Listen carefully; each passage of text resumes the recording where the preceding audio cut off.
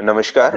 आज इस planet talk interview में हम लोग शिक्षा नीति और शिक्षा नीति के क्रियान्वयन को लेकर चर्चा करने वाले हैं। सभी ऑनलाइन यूजर्स को जो इस समय हम लोगों को लाइव देख रहे हैं, नमस्कार। आज इस वार्ता में हमारे साथ श्री भानु प्रकाश गुप्ता जी। आपकी शिक्षा एमए बीएड है। आपको एक शिक्षा में एक लंबा अनुभव है। 36 वर्ष से अधिक समय से आप शिक्षा के क्षेत्र में काम कर रहे हैं और वर्तमान में आप सरस्वती विद्या मंदिर देहरादून में प्रधानाचार्य के पद पर कार्यरत हैं। आपको विभिन्न संगठनों द्वारा बहुत से पुरस्कारों से, बहुत से शैक्षणिक पुरस्कारों दिए गए हैं और लगभग हर वर्ष 3 से 5 छात्र इनके उत्तराखंड की मेरिट लिस्ट में आते हैं। भानु प्रकाश जी, इस प्लैनेट टॉक वार्ता में आपका बहुत बहुत स्वागत, अभिनंदन। धन्यवाद जी। भानु जी, क्वालिफिकेशन में एमए एमएड बीएड बता। जी जी जी। जैसा कि सभी को ज्ञात ही है कि 34 वर्ष बाद इस शिक्षा नीति का आना निश्चित ही शिक्षा में एक बड़ा परिवर्तन है। भानु जी, आपको एक लंबा अनुभव है शिक्षा के क्षेत्र में। आपको कौन से बिंदु लगते हैं कि ये अमूलचूल परिवर्तन लेकर आने वाले हैं राष्ट्रीय शिक्षा नीति 2020 के? देखिए, वास्तव में 34 साल के बाद बड़े ही एक बड़े अंतराल के बाद जो है शिक्षा नीति की दृष्टि से ये नई शिक्षा नीति 2019 आई है। दुर्भाग्य रहा है देश का कि उसमें शिक्षा नीति बनाने वाले किसी अन्य से के कारण से विभिन्न परिस्थितियों में रही है। पर वास्तव में जैसे कि पहले हमें ध्यान में है कि 10+2 के माध्यम से चलती थी, अब उस नई शिक्षा नीति को 5+3+3+4 के माध्यम से इस फॉर्मेट में चलेगी। तो ये बड़ा ही विशेष, बहुत अच्छा अनुभव रहेगा, क्योंकि वास्तव में +5 यानी कि कक्षा प्री से लेकर और फर्स्ट तक, सेकंड तक, ये जो है पहले 2 साल आपके जो रहे हैं, इसमें बालक जो है जो आएगा तो वो एक भय मुक्त रहेगा और उससे बहुत लाभ मिलने वाला है। जो पहले 2 साल में रहेगा, बालक रहेगा उसमें प्री प्राइमरी में, तो उस दृष्टि से 3 साल की दृष्टि से, फिर उसके बाद 3 साल रहने के बाद 2 साल वो थोड़ी शिक्षा को ग्रहण करेगा, तो उससे बहुत लाभ मिलने वाला है। मुझे लगता है कि वास्तव में बच्चा जो है उसका एक विकास होगा, उत्तरोत्तर विकास होगा। तो उस दृष्टि से ये बहुत ही महत्वपूर्ण है। पहले 5 साल जो महत्वपूर्ण होंगे उसका लाभ पूरा बालक को मिलने वाला है। उसके बाद +3 का जो वास्तव में आया है, ये जो मातृभाषा में वो कर सकेगा, जैसे कि ये अभी तक नहीं था, तो उसमें मातृभाषा में वो बहुत अच्छा समझ पाएगा और उसका लाभ भी बहुत अच्छा मिलने वाला है। कक्षा 6 में जो जैसे कि उसमें +5+3 के अंदर जो आएगा, तो यानी उससे एक बहुत लाभ एक मिलने वाला। पहले भी अध्ययन होता था 6 से 8 तक, परंतु कक्षा 6 से ही बालक के मन में एक ऐसा विचार आ जाएगा, जो कंप्यूटर है या विभिन्न प्रकार की उसकी गतिविधि हैं, वो कोडिंग विभिन्न प्रकार के वो वहां से ही उसको प्राप्त हो जाएगा और उससे उसका लाभ मिल पाएगा। तो ये भी इसमें बहुत अच्छा मुझे लगा है। और वो सॉफ्टवेयर बनाना भी और मोबाइल को चलाना भी जो है बहुत अच्छी तरह से जान जाएगा। कक्षा 9 से 12 जो आई है उसमें शिक्षा, क्योंकि पहले नहीं था, अब सेमेस्टर सिस्टम रहेगा, तो कल 6 साल के बाद जो उस 6 महीने के बाद उसकी परीक्षा होगी, फिर दूसरी परीक्षा होगी, तो उससे भी उसको बहुत अच्छा लाभ मिलने वाला है, ऐसा मुझे लगता है।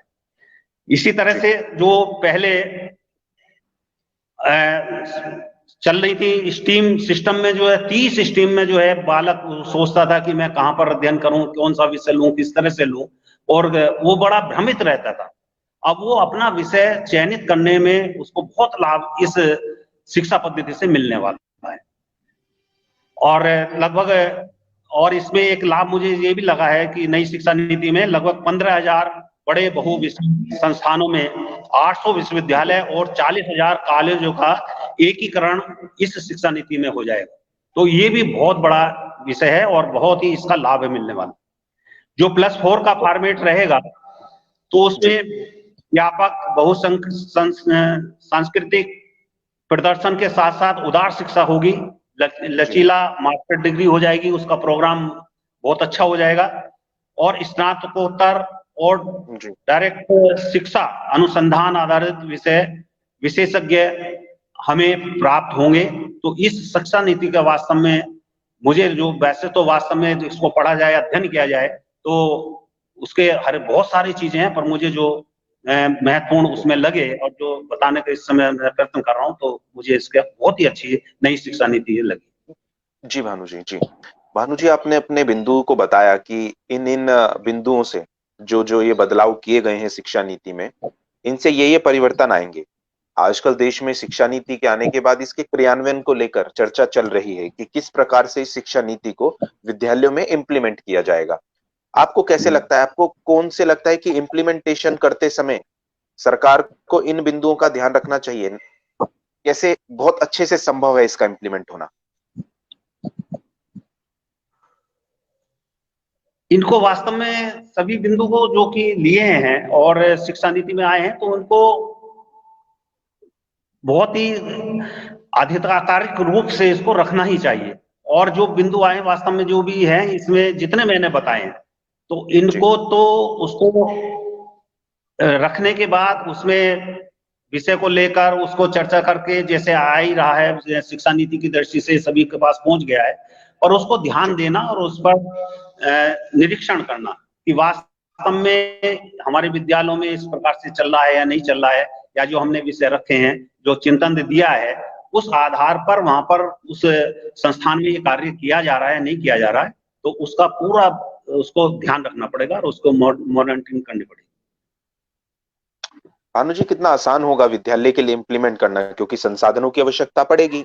आपको स्किल डेवलपमेंट लागू करना है, आपको प्रोग्रामिंग बच्चों को सिखानी है, आपके पास इंफ्रास्ट्रक्चर होना चाहिए, आपके पास नंबर ऑफ कंप्यूटर होने चाहिए, आपके पास संसाधन इतने होने चाहिए, क्योंकि आप दिख ही रहा है कि ई शिक्षा पर जोर दिया जाए, परंतु ये जोर जब भी संभव है जब इस विद्यालय संसाधन युक्त हो। और विद्या भारती को, जहां तक मैं जानता हूं, कि विद्या भारती एक लिमिटेड फीस में बच्चों को पढ़ाती है, कि ऐसे वो संसाधन पाना इस शिक्षा नीति के लिए इम्प्लीमेंट करने के लिए आसान होगा। आपको क्या लगता है? वास्तव में जैसा कि विद्या भारती का विचार और चिंतन वास्तव में अगर बताएं तो एक विचार अगर मैं 1952 से ही ये है, क्योंकि हमारा विद्या भारती का प्रारंभ से ही ये विचार और चिंतन रहा है कि बालक बस्ता मुक्त हो।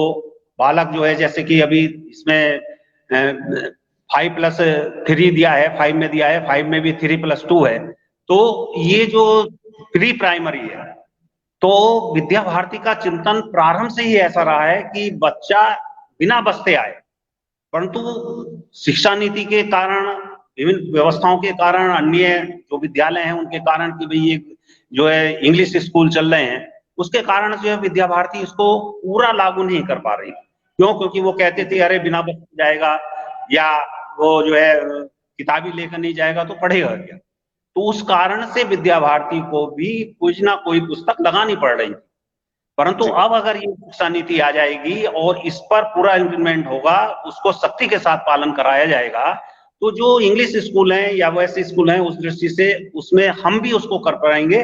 और जो हमारे यहाँ है, जो शिक्षा नीति उसकी दृष्टि से है, हमारे यहाँ छोटी जो हम अलग से जो एक व्यवस्था लेकर चलते हैं विद्यालय की दृष्टि से, तो उसमें अब भी हमारा चल रहा है, जिसको कि हम केंद्र उसकी दृष्टि से करते हैं। प्राइमरी सबसे पहले जो बना रहे हैं हम, तो हमारे यहाँ चल भी रहा है, तो उसमें भी विद्या भारती बहुत प्रतिभा कर रही है और उसको चला रही है, समय समय पर उसके वर्ग भी लगा रही है।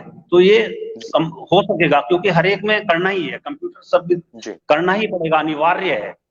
तो ये धीरे धीरे जो भी संसाधन है उसी में कितने हैं, मान लिया कोई विद्यालय है, छोटा है, परंतु वो 50 कंप्यूटर नहीं लग सकता, परंतु 5 से प्रारंभ कर सकता है, 10 से प्रारंभ कर सकता है, परंतु ये करना ही पड़ेगा। जी जी भानु जी।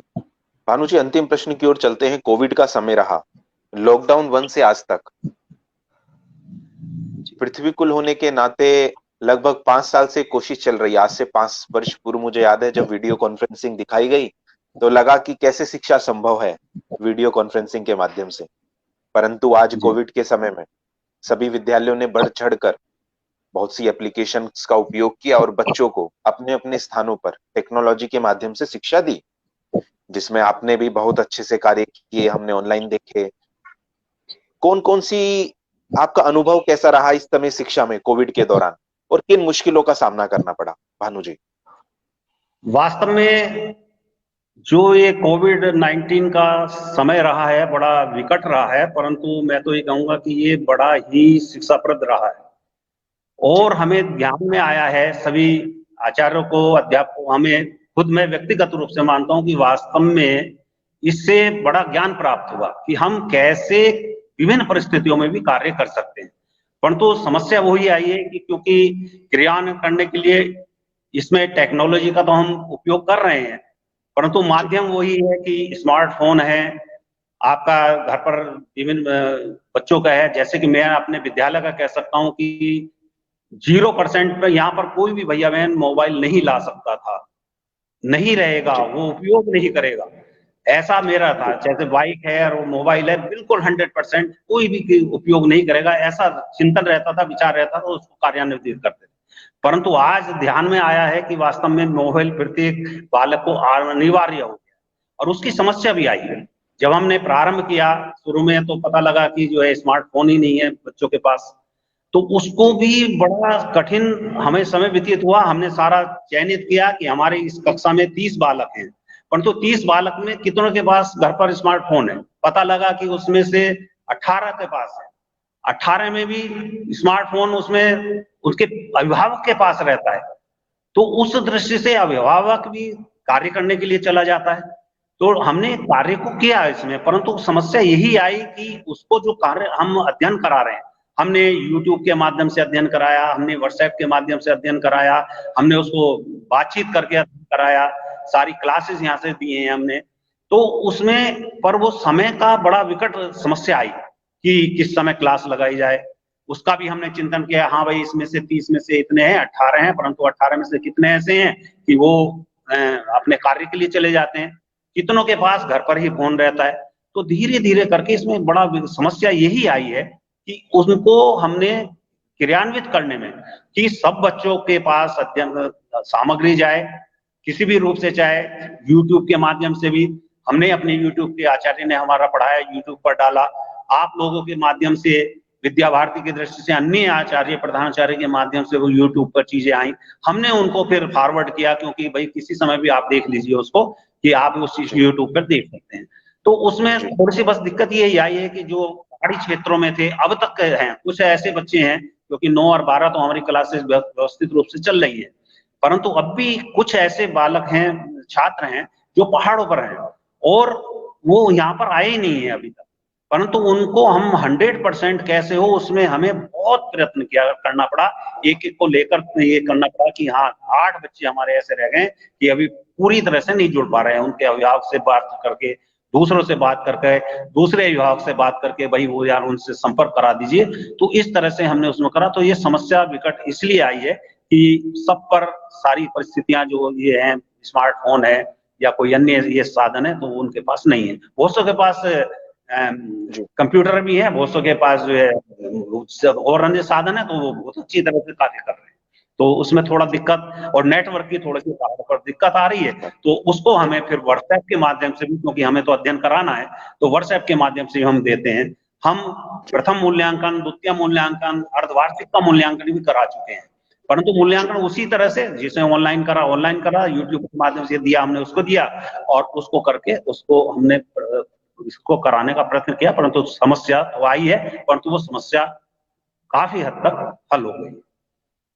जी जी आपने कोविड के अनुभव साझा किया, जिसमें आपने शिक्षा तो दी, परंतु जिन समस्याओं का, भले ही वो नेटवर्क हो, चले संसाधन का, क्योंकि इंस्टेंट ये कोविड हम लोगों के जीवन में आया और हमें संभलने का मौका नहीं मिला कि हमें शिक्षा कैसे देनी होगी, पूर्व विचार नहीं कर पाए। परंतु आपने निश्चित ही इतना सब कार्य किया है जी लॉकडाउन के अंदर। आपके सभी विचारों को हमने नोट किया है। पृथ्वी कुल अगले सत्र से पूर्व एक जो सभी चीजों को जो जरूरत पड़ती है, शिक्षण कंटेंट, इस एप्लीकेशन के थ्रू लाइव लेक्चर्स कैसे लिए जाए, वो अगले सत्र से पूर्व लॉन्च करने वाले हैं। आपने अपने अनुभव साझा किए, आपने विचार रखे, इसके लिए आपका बहुत बहुत धन्यवाद। नमस्ते।